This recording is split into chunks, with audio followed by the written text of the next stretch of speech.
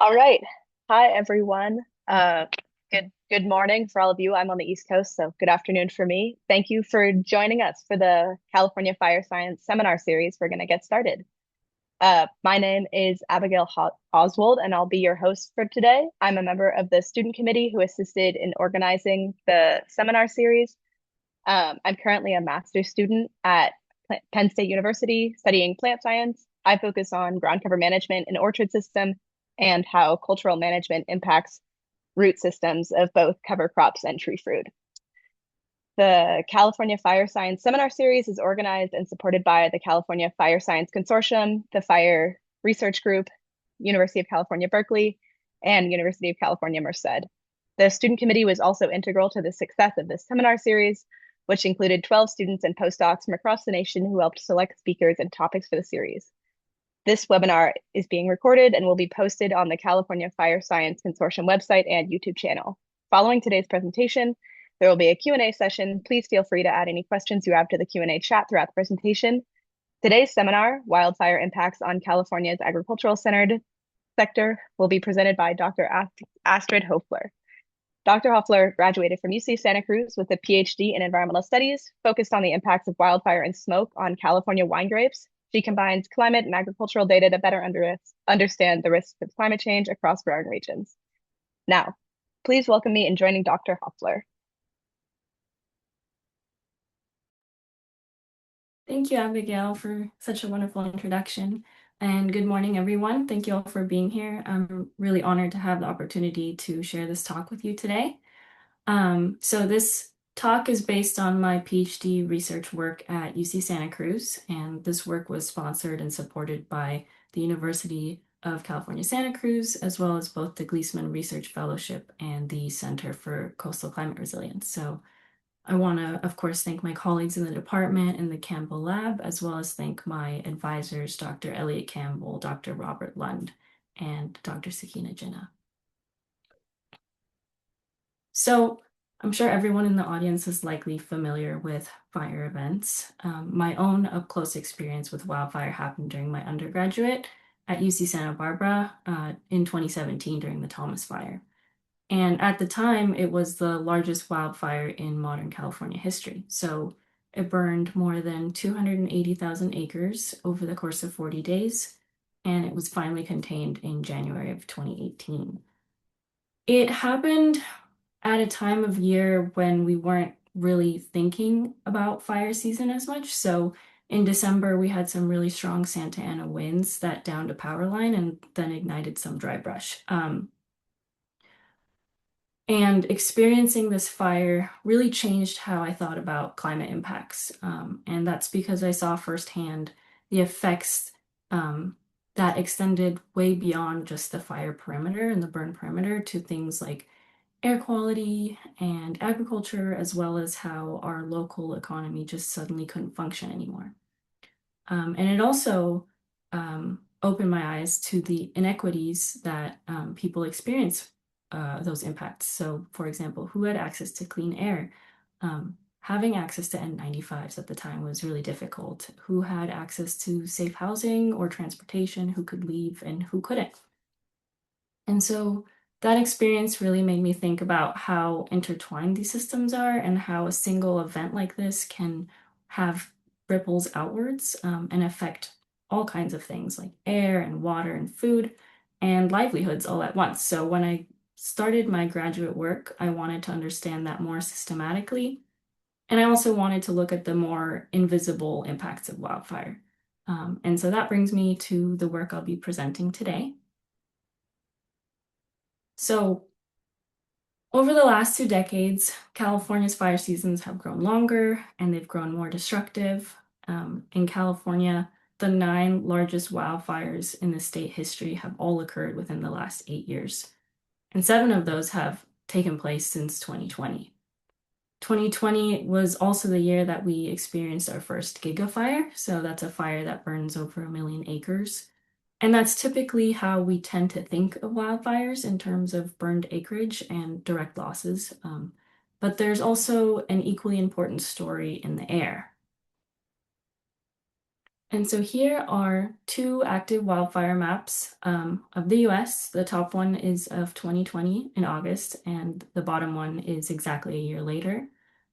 And looking at these maps, we can see that the impacts of fires are not event specific. And that's because we can see the smoke from these wildfires traveling much, much further than its event boundaries, moving pretty much all across the country. And about roughly half of that particle pollution in the Western US is caused by these wildfires. And so as the frequency and the intensity of fires continues to increase, for example, this catastrophic 2020 fire that we saw, wildfire smoke is now becoming a critical air quality issue.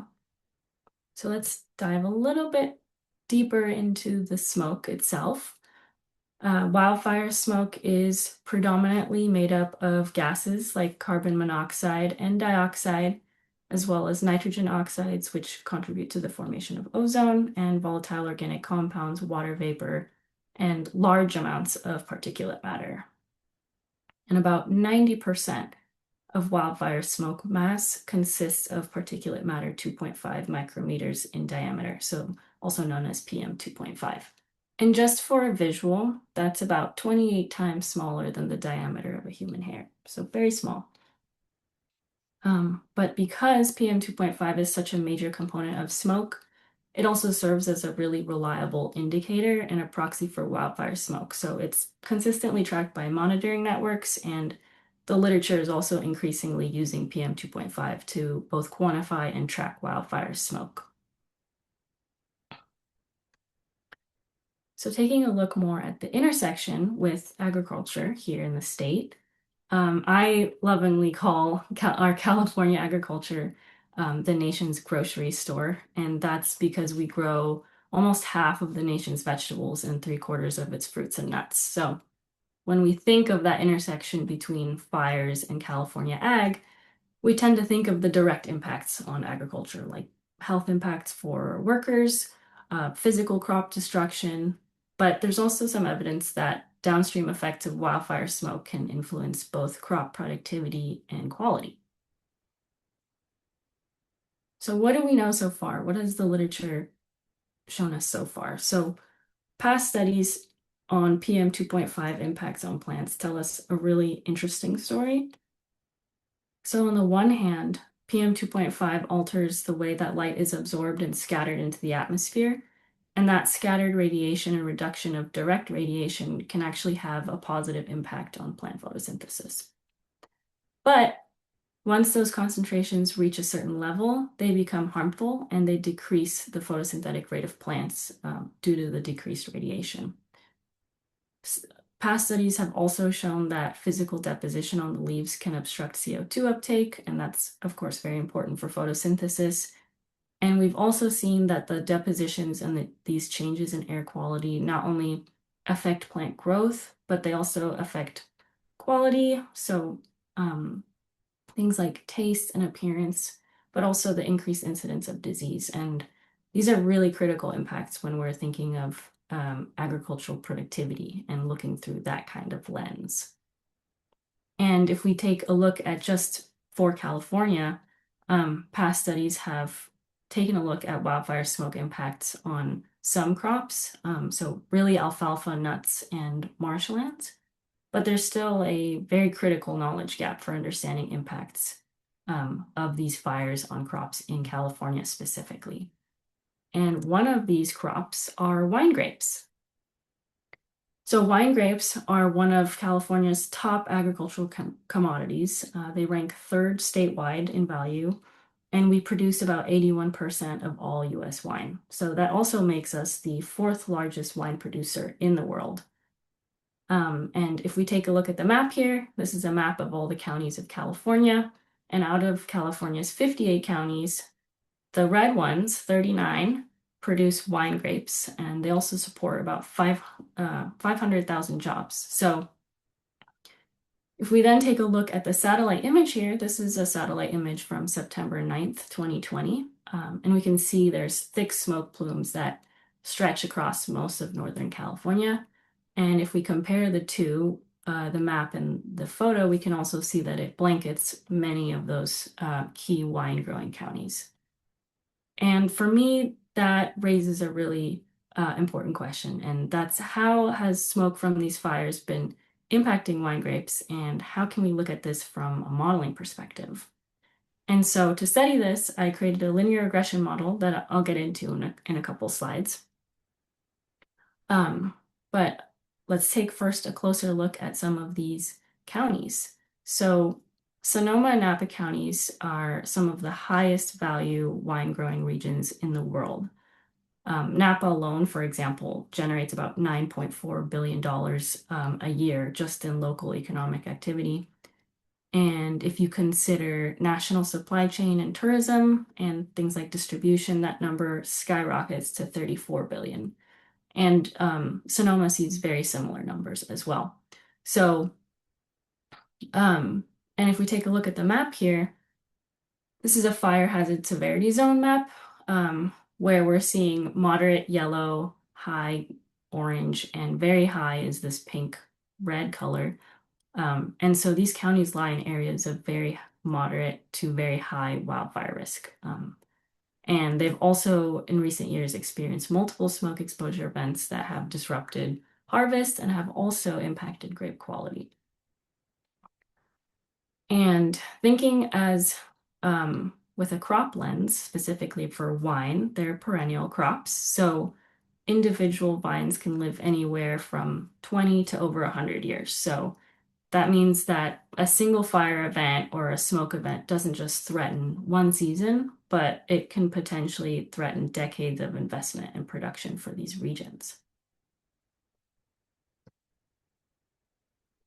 So traditionally, most crop yield modeling has relied on linear models, and linear models use climate variables like temperature and precipitation to explain yield variation. And so including PM 2.5 in these yield models is still very new, so we don't know really to what extent the role of PM 2.5 plays at a larger scale. So to address that, we built and trained a regression model using historical crop yield data, weather data, and fire emission data. And our parameters included late season climate conditions, so specifically August and September temperatures, along with PM 2.5, which is a new component that has largely been absent from prior yield models. So with that, we then developed two model specifications. So the first one is a model using only the climate variables, so not including PM 2.5. And from now on, I'm just going to call that the temp model, just because it's less of a mouthful. And the second model specification that we built, it integrates both climate variables and wildfire smoke, and I'll be calling that fire model from now on. So on the next slide, I'll show you how each model performs. So here on the slide, we can see a figure of wine grape yields. The top is Sonoma and the bottom is Napa for the years 2010 to 2021, where the black line is the historically observed yields.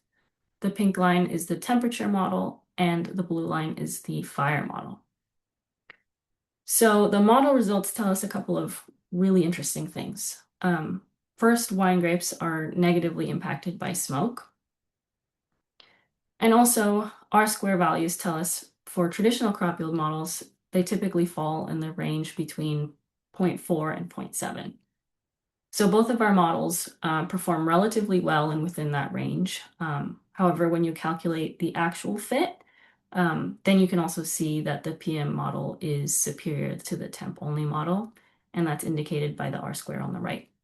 So that tells us that adding air quality data increases the R-square parameters and shows us that the fire models are robust across both study sites. Also, the fitted models then more accurately describe large yearly yield fluctuations. So if we take a look at the graph again, we can see sometimes that's a factor of 2 for both study sites. So overall, these findings establish that wildfire smoke already affects agricultural productivity in measurable ways. And it also adds to the research that's reframing how we think about fire impacts in agriculture. So now, what does that mean for crop yields in the future? So here, the goal of the project was to project future wildfire smoke exposure and its yield impacts through the end of the 21st century. So we looked at that under two greenhouse gas emission scenario, RCP 4.5, which is a more moderate mitigation pathway, and RCP 8.5, which is a high emission trajectory. And so using these models, I incorporated both USGS simulated climate data as well as GeoS chem modeled PM 2.5 concentration data. And we used three global climate models to generate yield outcomes for mid-century, so years between 2041 and 2059, and then end century, so up until 2099, under both climate scenarios, RCP 4.5 and 8.5. So I want to take you and let's look at a little snapshot of what the projections may look like moving forward. So these are figures showing maximum temperatures in September under the two climate scenarios. So the left panel is under RCP 4.5 and the right panel is under RCP 8.5. If we take a look at just one of these graphs, they're divided into three panels. So the first panel is the historically observed data, so data between 2010 and 2021. And then the middle panel is the mid-century time period, and the end panel is the end-century time period. So if we look at both RCP 8.5 and 4.5, as well as Sonoma and Napa, we can see noticeable increases in temperatures. Napa is projected to experience a larger increase in maximum temperatures, and overall, there's also a larger increase in temperatures under the higher emission pathway. And when we think of rising temperatures, we also think of what kind of implications that can have for our crops. And rising temperatures also means increased heat stress for wine grapes. So the common grapevine experiences heat stress between the 35 and the 38 degree range Celsius, so about 95 to 100 degrees Fahrenheit.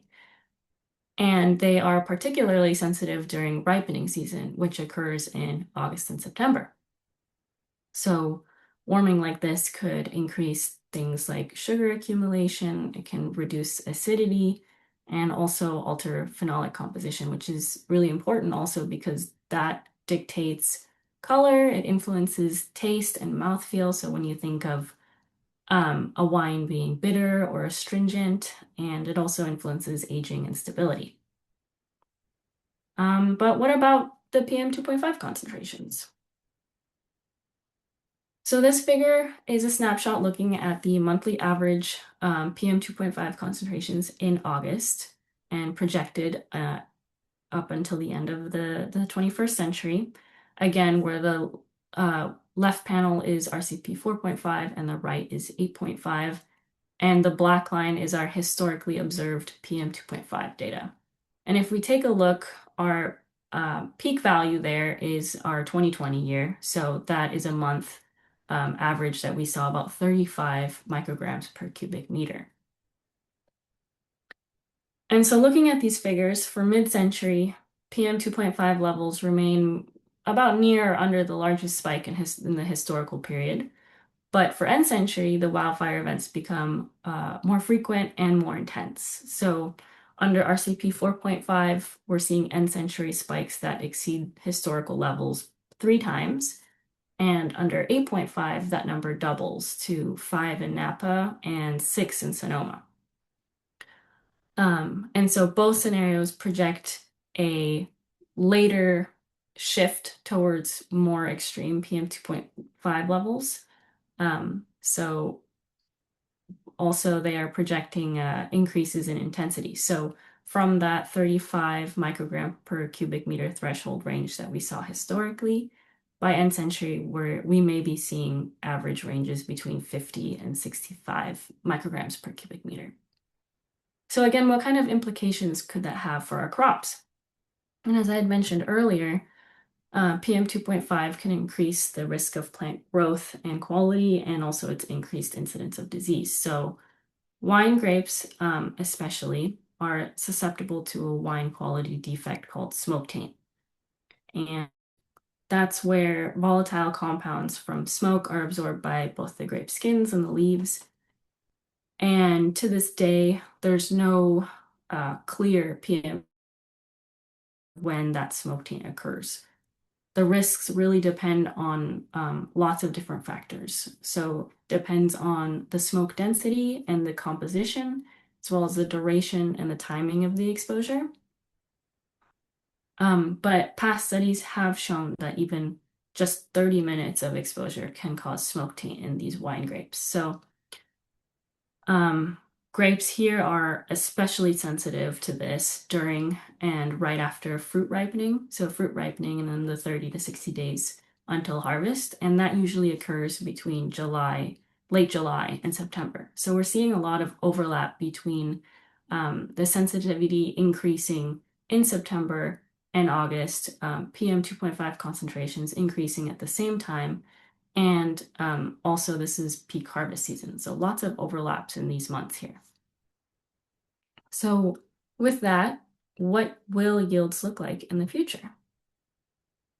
So, this figure shows overall crop yield projections for all the models. So, it's color coded, where the orange stripes are the fire models and the more gray stripes are the temperature models. And what we're looking at here is crop yields divided by global climate model. So we've got our three global climate models. And then if we're taking a look at the lines, so again, the black line is our historical yields, and then the blue line is now our RCP 4.5 scenario, and the orange line is the 8.5 scenario. So looking at these, all models predict yield decreases for California's wine country, potentially with disastrous impacts for the wine industry. And we're also seeing a higher magnitude of loss under the RCP 8.5 scenario. So just also for a little recap, RCP 4.5, the more moderate mitigation pathway, also includes a 1 to 2 degree warming by the end of the century. And the RCP 8.5 sees a projected 4 to 5 degree warming. So again, let's take a little bit of a closer look here at the crop yield models. So this is a snapshot of projected crop yields under RCP 8.5. And we have here the fire model next to the temp model. And if we take a look at the shaded bands, which here they represent the empirical 95% central range across the simulations. So that illustrates to us the variability of the crop yields by time period. And if we take a look, we can see that overall, the fire model projects larger variability in crop yields compared to the temp-only model across both scenarios and counties. So where Napa is projected to experience more larger declines in yields, and if we see here, sometimes we're seeing years that result in 0 tons per acre, especially by the end of the century. Crop yield simulations for Sonoma, on the other hand, are projected to be a little bit higher, but also have a larger range of annual crop yields. So the temperature models predict consistently lower yields compared to the models that incorporate both temperature and wildfire smoke. And so this pattern suggests to us that when wildfire is emitted, the temperature variable compensates for that unobserved smoke-related yield losses, which effectively overstates the role of temperature. But by explicitly including PM 2.5, the model corrects that distortion, and it also produces a more reasonable temperature response and a higher yield prediction overall. So all in all, the models show that Napa is going to be hit harder, may be hit harder, but Sonoma may suffer more volatility year to year into 2100. So these models demonstrate that fires have a potential to greatly impact the wine grape yields in Northern California. And even though wildfires are only one of many factors that are influenced by climate change that could significantly impact future crop yields, there needs to be a better understanding of how these wildfire-specific effects impact agricultural crops, especially in a state that's so fire prone. So they're including fire and smoke variables in modeling is really important for accurate representation of agricultural vulnerability for the state. Um, it could also help in guiding future adaptation efforts. For example, focusing on more PM 2.5 tolerant wine grape varieties. So that'd be varieties like white and rosé and champagne grapes, but also focusing on month-specific mitigation strategies to protect these wine grapes. And for agricultural areas where agricultural work is so deeply integrated into the local economy, implications like this, like implications of crop yield losses, can go way beyond just crop yields to impacts to labor and revenue and land value and even tourism. And so that kind of shows that fires do not happen in a vacuum. They affect crops, but they can also affect health and livelihoods and even the adaptive capacity of agricultural communities who make that production possible. And so next, we examined what existing federal and state tools can and cannot tell us about wildfire vulnerability in agricultural regions and where major data gaps limit our understanding. So wildfires are not just natural disasters, they expose underlying social and economic and institutional inequities, but they also shape a community's capacity to anticipate, cope with, and recover from wildfire events.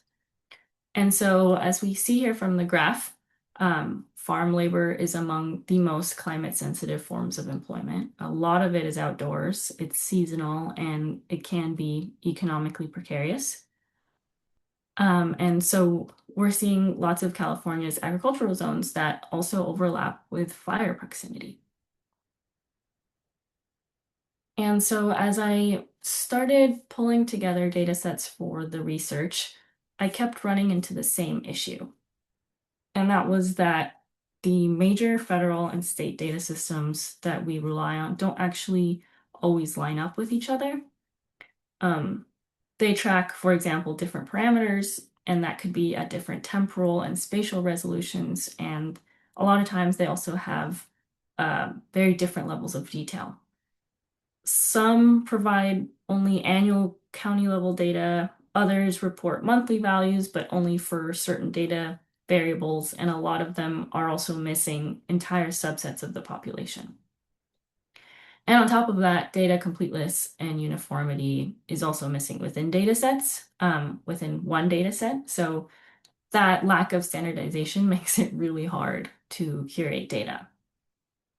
And seeing these mismatches made it clear that we have pieces, and they're very valuable pieces, but pieces that don't always fit together cleanly. So to look at that impact, we took data from all these data sets that I showed you in the previous slide.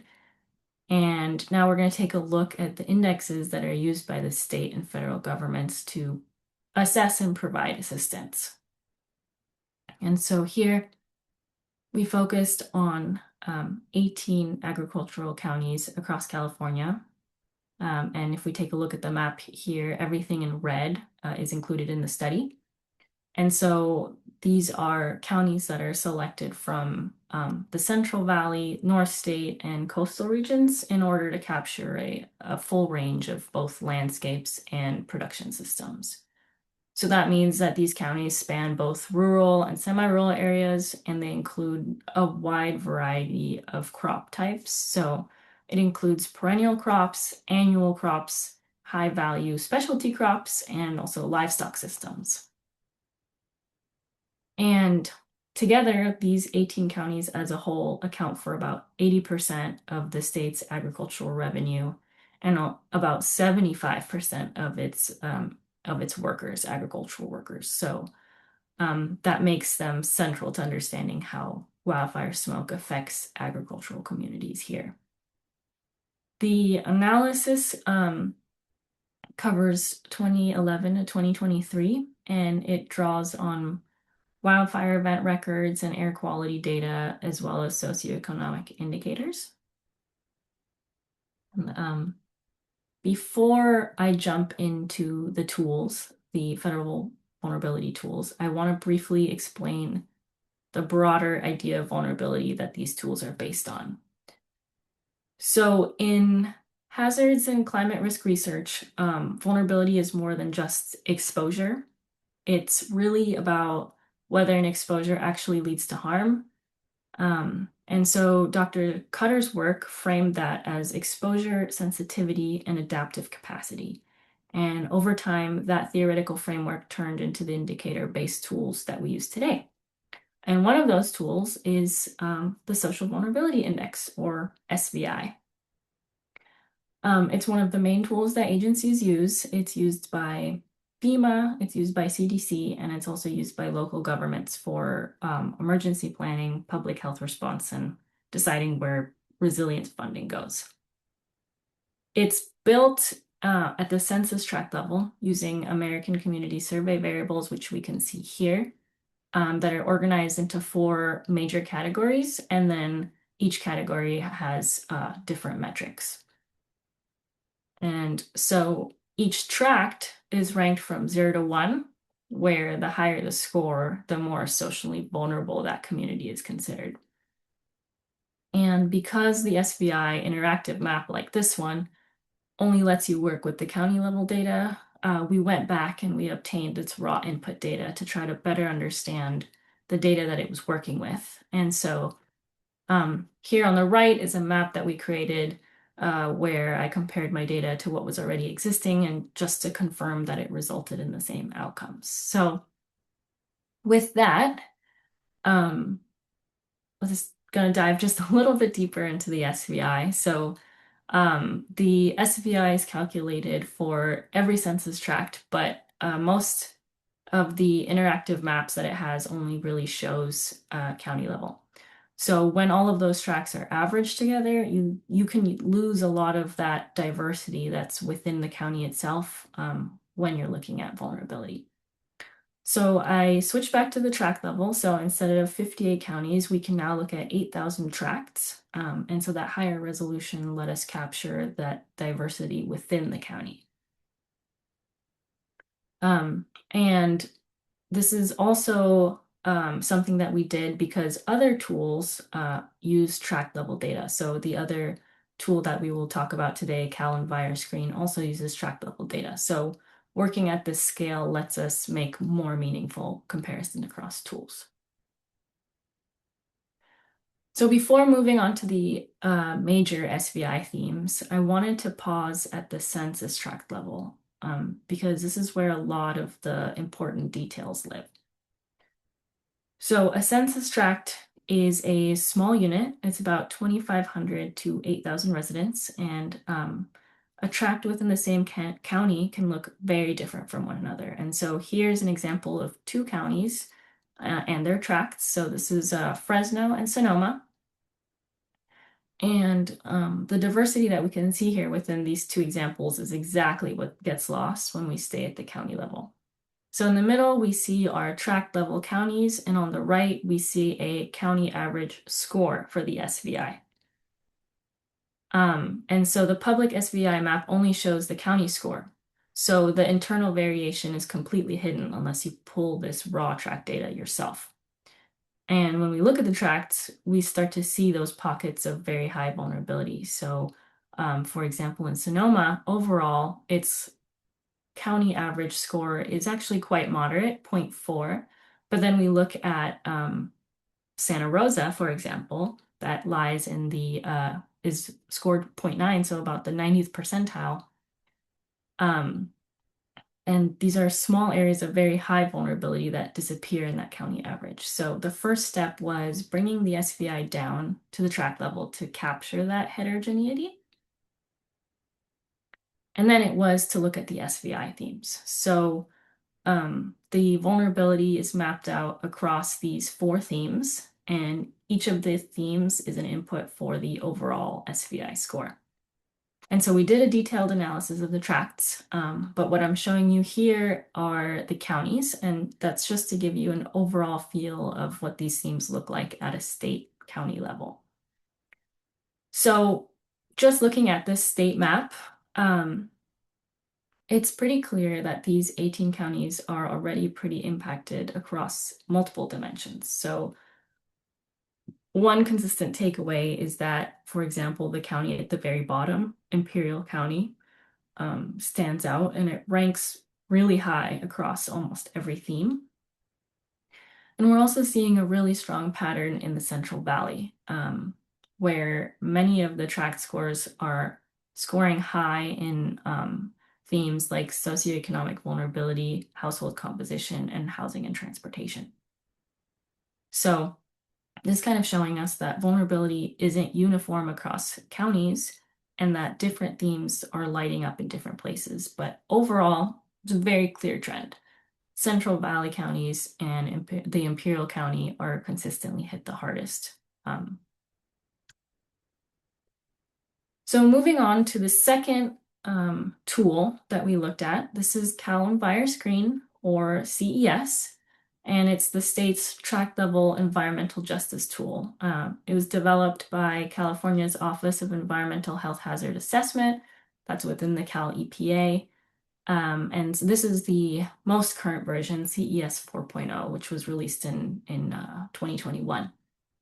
And so it uses the most recent publicly available data across the 21 indicators, which you can see here on the right.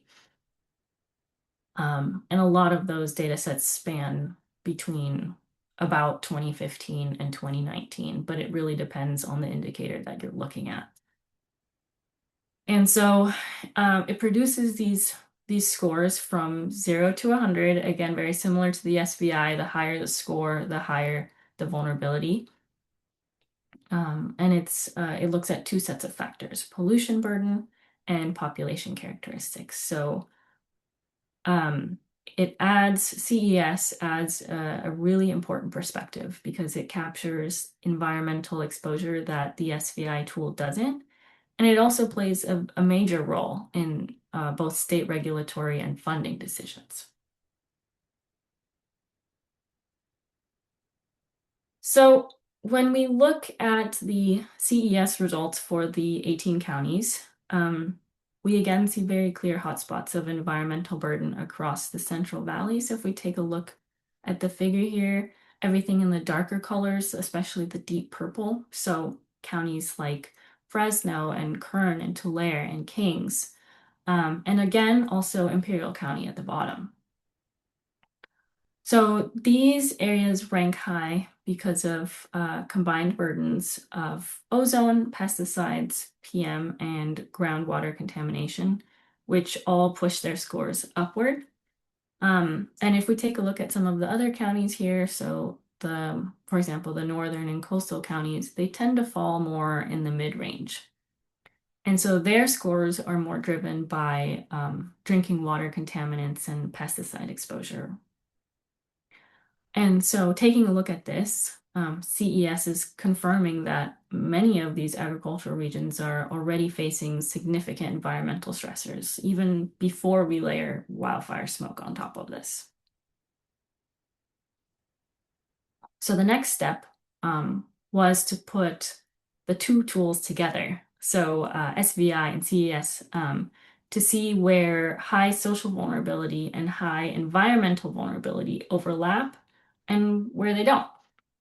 And so this figure here on the left shows a 3x3 bin map where each census tract is categorized based on its SVI score and its CES score. So if we take a really quick look at the legend at the top, Each square represents a combination of social vulnerability and environmental vulnerability. Um, and so the tracks that are in the upper right corner, that red color, are the ones with high scores for both. Um, and so again, what this map is showing is pretty striking. So overall, there's a really strong overlap of social and environmental vulnerability across the Central Valley and across Imperial County. And so these are places that are consistently falling into the highest bins. And if we take a look at the other map here, the 90th percentile, everything in red is at or above the 90th percentile. So not just the upper third of the distribution, but in some cases, these counties are falling into the upper 10%. And so these are counties in top bins that are representing the most sensitive populations in the state, and they lie squarely within the agricultural corridor. So we are seeing here clusters of socially vulnerable and environmentally vulnerable areas. Yeah, and so this is really important. So I want to recap this here. It's important to remember that both of these tools, the SVI and the CES, are static multi-year composite tools. So the SVI draws its indicators from a unified set of ACS years, while CES pulls its data from different time periods depending on the indicator, which also affects comparability. But more importantly, neither of these tools includes healthcare access, which is a major gap if we're thinking about wildfire vulnerability in these areas. So to understand that piece, we brought in a separate indicator. It's the Health Professional Shortage Area, or HPSA. So to understand the healthcare access in these regions, I mapped the HPSA. And an HPSA designation identifies areas with insufficient access to care. So these are shortages that don't appear in either SVI and CES, but they matter significantly during wildfire season when we think about spikes in respiratory illness and smoke-related health issues that surge in this area.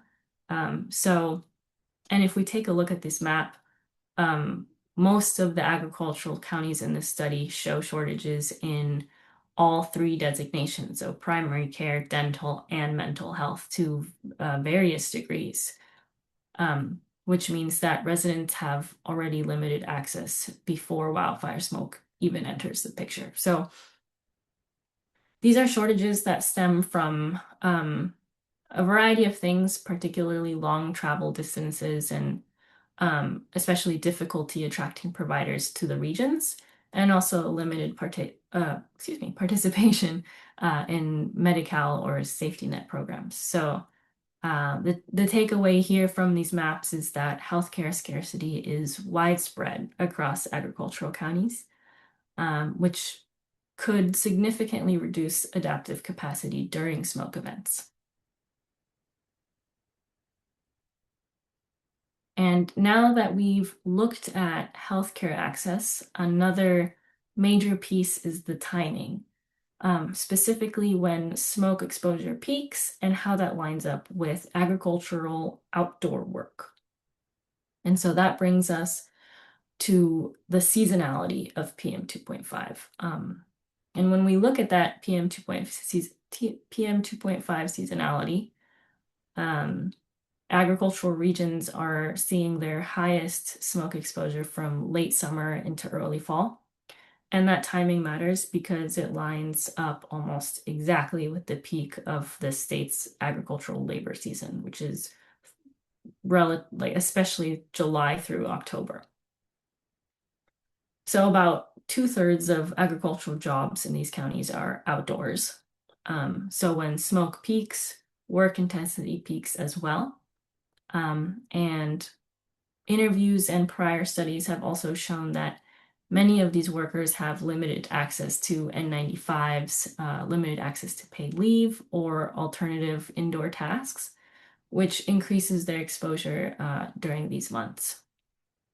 And although we have now, as a state, implemented the OSHA wildfire smoke protection regulations, and which is also very new, permanently instated in 2021, it's also unfortunately just still really hard to kind of enforce that for all the farms, especially with all of the potential economic pressures and um, other pressures that agricultural workers can face.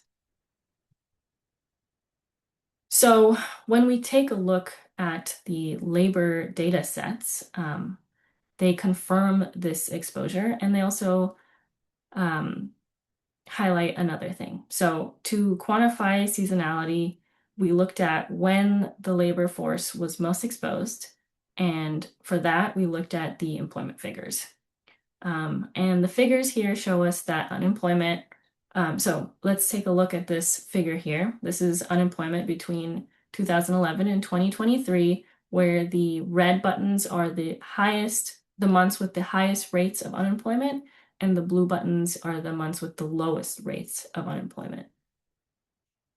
And so this figure shows that unemployment, the peak employment is actually in the fall months, which overlaps with peak fire season. So September, October, fall time period.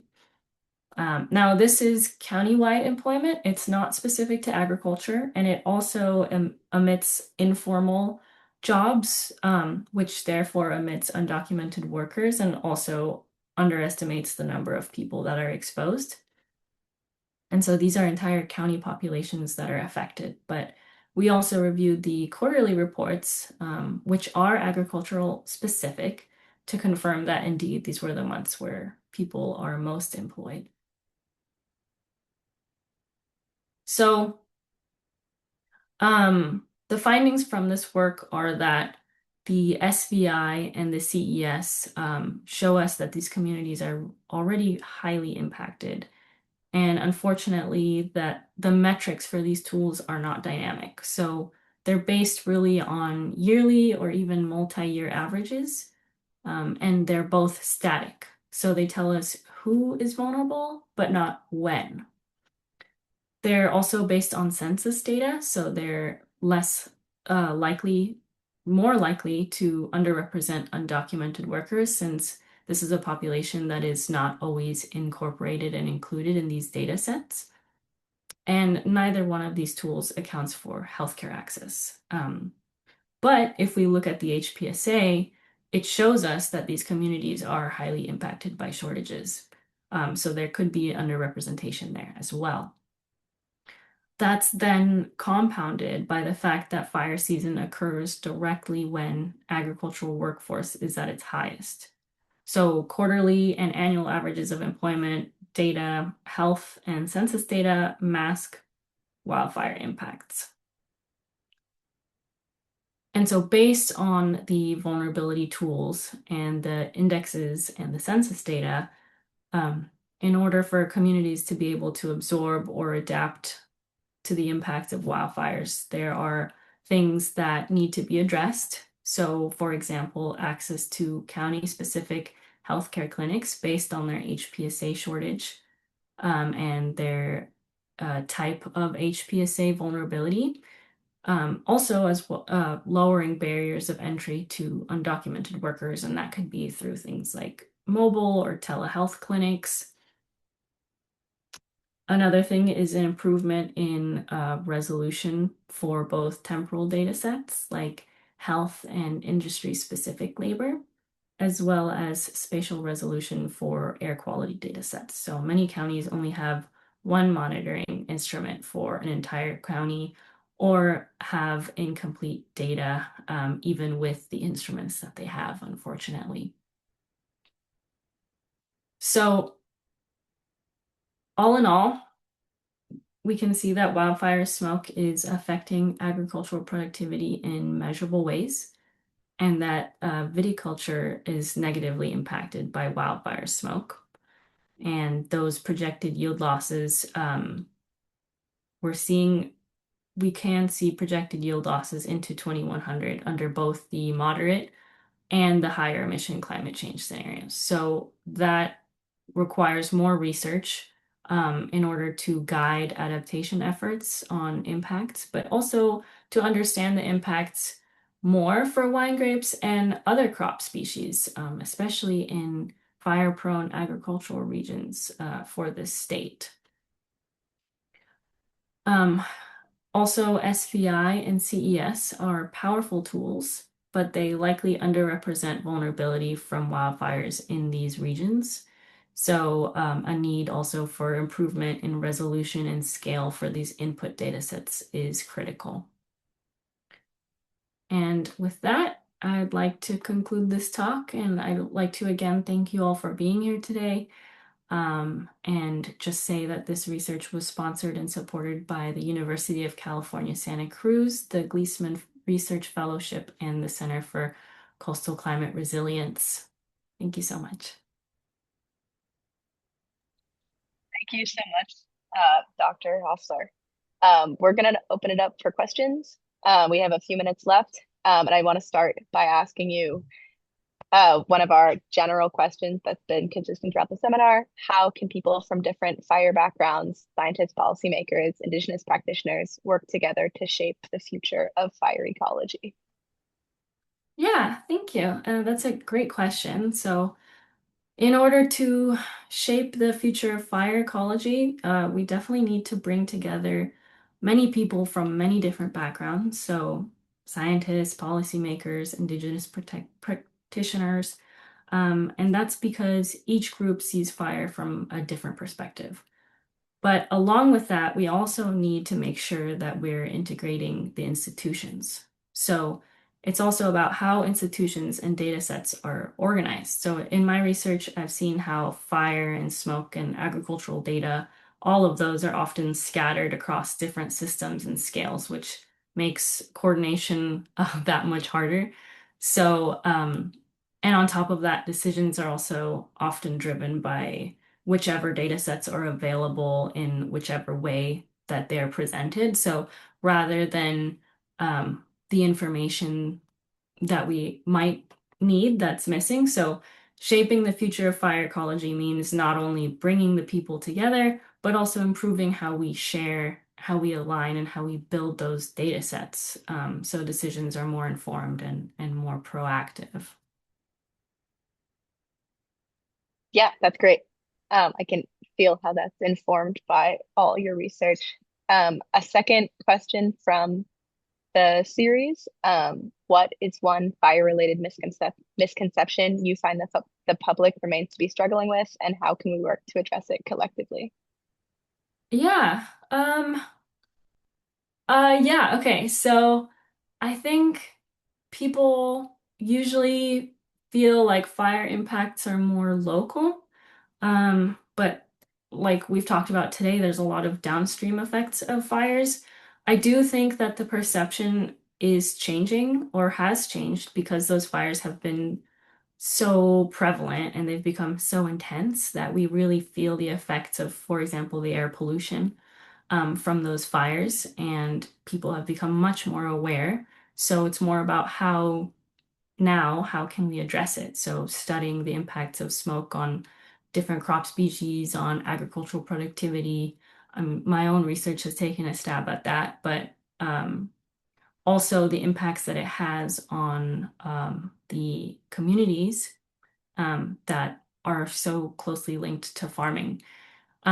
So that's one, and I think I want to add like one little second one, I think, and it's kind of this thought that smoke doesn't affect all places the same. We saw here too, it doesn't affect all counties the same. It interacts differently in each place. So there's a lot of variation in both exposure and vulnerability. So addressing that means continuing to study smoke impacts, but also communicating that wildfire is a regional issue with uneven effects. So the responses also need to be tailored and coordinated to the different places and their specific needs. Yeah, thank you so much. Um, one, actually, I think we are out of time. So as we wrap up today's session, I want to thank all of you for joining us. Special thanks to you, Dr. Hoffler. Our next session is scheduled in 2 weeks on March 11th, where we'll be discussing wildfire smoke, drivers, impacts, and solutions with Dr. Marshall Burke.